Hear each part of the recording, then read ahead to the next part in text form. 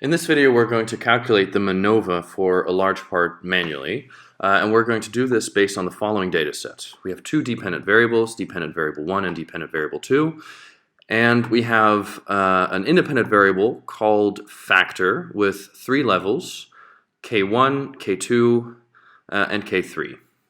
So first we're going to calculate the sum of squares of the model. And the sum of squares of the model is the sum of the number of elements of K multiplied then by the mean of group K minus the total mean, and that squared. So let's first display the mean of the groups and then the total mean, both for the first and for the second dependent variable. So if I want the mean for the first dependent variable for K1, then I have to add 4 plus 2 plus 1 plus 4 and divide the resulting number by 4, which results in 2.75. K2, I have to add 5, 6, 5, and 4, divide by 4, resulting in 5. And K3, I add 6, 8, 8, and 6, divide by 4, results in 7. And for the second dependent variable, I add 1, 4, 3, and 1, divide by 4, resulting in 2.25 for K1. For K2, I have to add 4 plus 5 plus 4 plus 6, divide by 4, resulting in 4.75. K3, I add 8, 7, 8, 6, divide by 4, resulting in 7.25. We also need the total means for both dependent variables.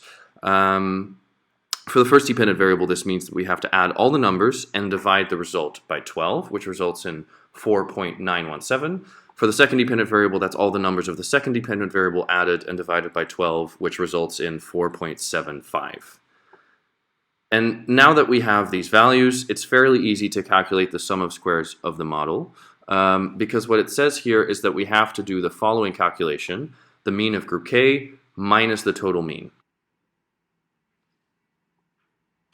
And if we want to do that for the first dependent variable, then it means that we have to do the following calculation: the mean of group K1, which is 2.75, minus 4.917, and then we square the resulting number, and then multiply it by 4, because factor K1 contains 4 elements, and thus we have to multiply it by 4.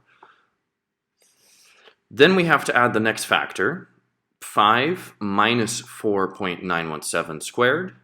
K2 also has 4 elements. And then the last factor, K3, has to be added as well. 7 minus 4.917 squared, and that also multiplied by 4.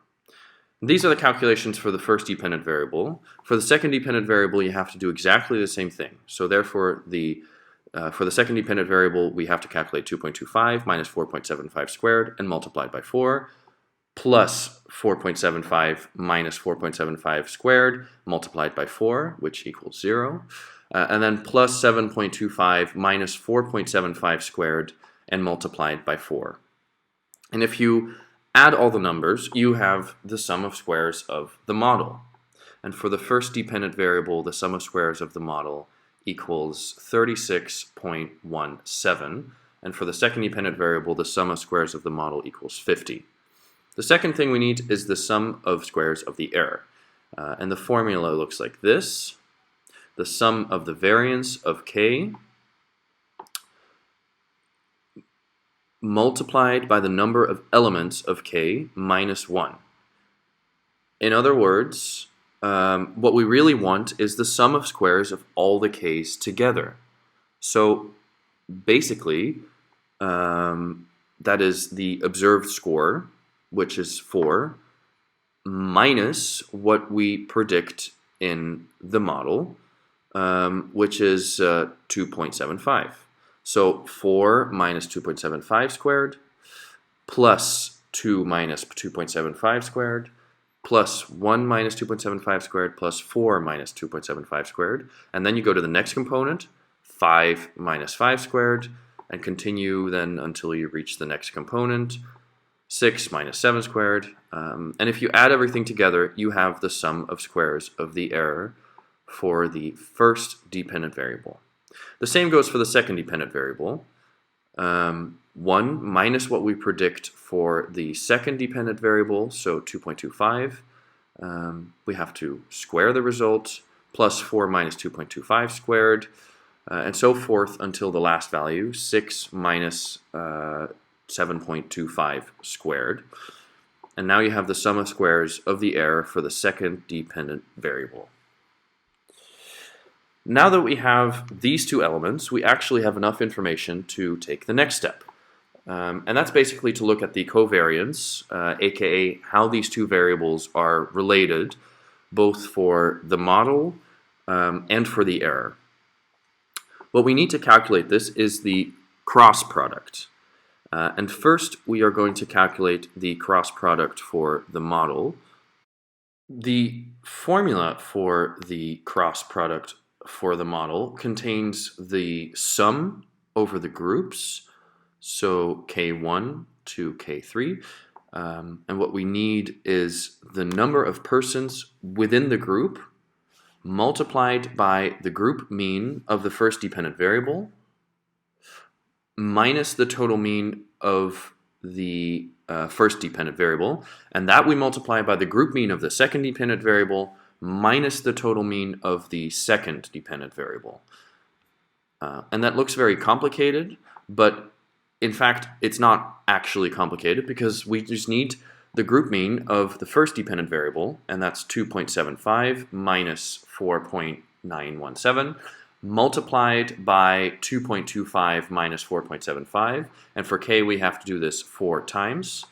And as you can see, these numbers are exactly the same 4 times.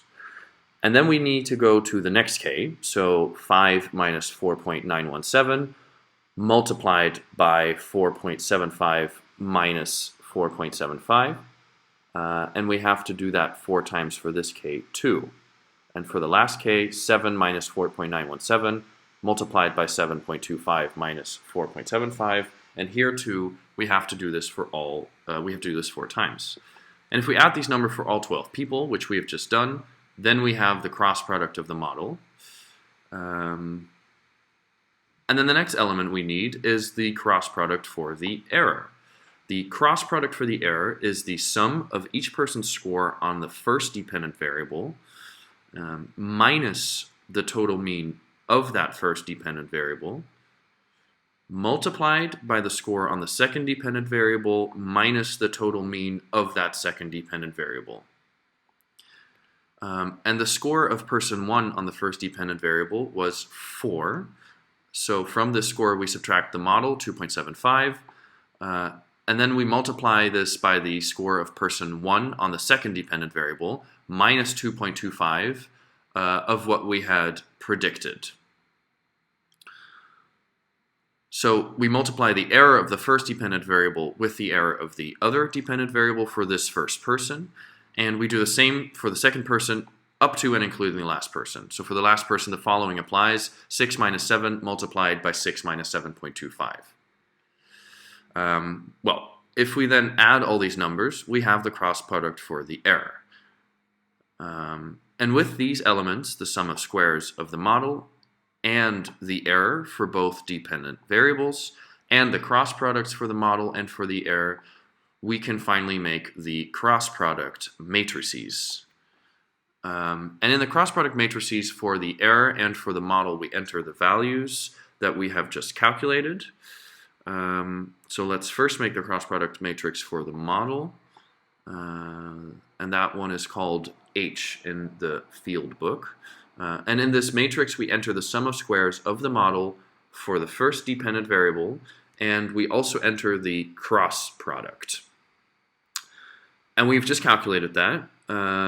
It was 42.5, and actually 42.5 is displayed twice in the matrix. In the error matrix we display the sum of squares of the error for the first and for the second dependent variable, and we displayed the cross product twice as well. Well, what we know now, or what we want to know now, is the ratio between model and error, just like with an F value. And in this case, the ratio between matrix H and matrix E. So for an F value, you would actually divide the model by the error. But now that we're working with matrices, isn't possible because matrices cannot be divided. What we actually can do, however, is to multiply by the inverse. And the inverse is tricky to calculate manually, but you can use the function solve in R, and that function can do this for you. And that will result in the inverse of the error. So first we will display the inverse of the error here. You can try this yourself in R by creating this matrix and then applying the solve function to it. But it will result in the following values: 0.1036, 0.04670, 0.04670, because obviously you have the same value twice, and then also the last one, 0.09949. But we're not quite done yet, because the last step that we have to take is to multiply the inverse that we've just calculated by the model, and then we have to calculate its eigenvalues. And these are some tricky steps that are explained further in the book by Field, but the resulting eigenvalues are 12.744188, which is a lot of decimals, and 0.001328. And these eigenvalues are the values that we use to calculate the test statistics.